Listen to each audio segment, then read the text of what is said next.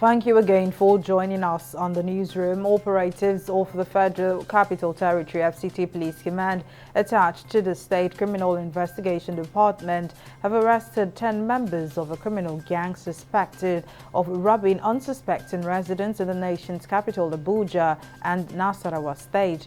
Parading the suspects, the FCT Police Commissioner Siddiq Abubakar said the suspects were arrested at a hotel in the Massacre area of Nasarawa State, a few kilometers from the FCT. The FCT Police Command's anti-kidnapping section during a clearance operation also discovered a kidnapper's den on the outskirts of the FCT. The Independent National Electoral Commission, INEC, says Akin Oshutokun, Director General of the Labour Party Presidential Campaign Council, remains a Zenith Labour Party senatorial candidate. Oshutokun was announced as the LP campaign DG on Tuesday, taking over from Donyo Kupe, who resigned after he was convicted of breaching the Money Laundering Act. Speaking in an interview on Friday, INEC National Commissioner for Information Festus Okoye said Oshutokun remains the ZLP senatorial candidate as the period for withdrawal and substitution of candidates had passed. According to INEC's timetable for the 2023 general elections, July 15 was the last day for the withdrawal and substitution of candidates by political parties for presidential and National Assembly elections.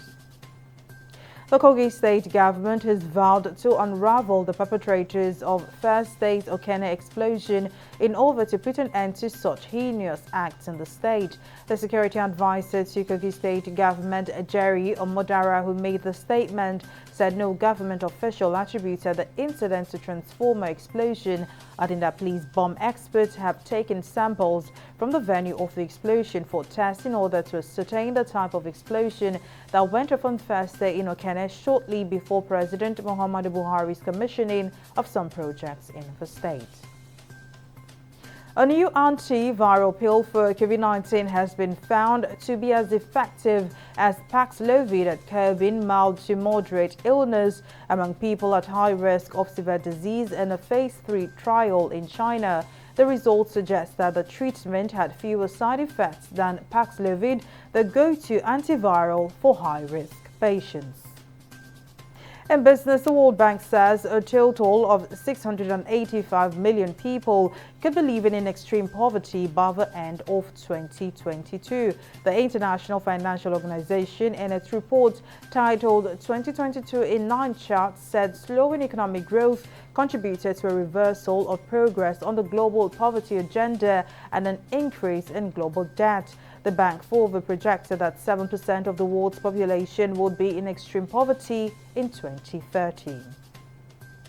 And Israel's hawkish veteran Benjamin Netanyahu has been sworn in as prime minister after a stint in opposition heading what analysts call the most right-wing government in the country's history. The 73-year-old, who is fighting corruption charges in court, had already served as premier longer than anyone in Israeli history, leading the country from 1996 to 1999 and 2009 to 2021. Netanyahu, who cast himself as the guarantor of his country's security, stressed that his top goal would be to thwart Iran's efforts to develop a nuclear weapons arsenal and ensure Israel's military dominance in the region.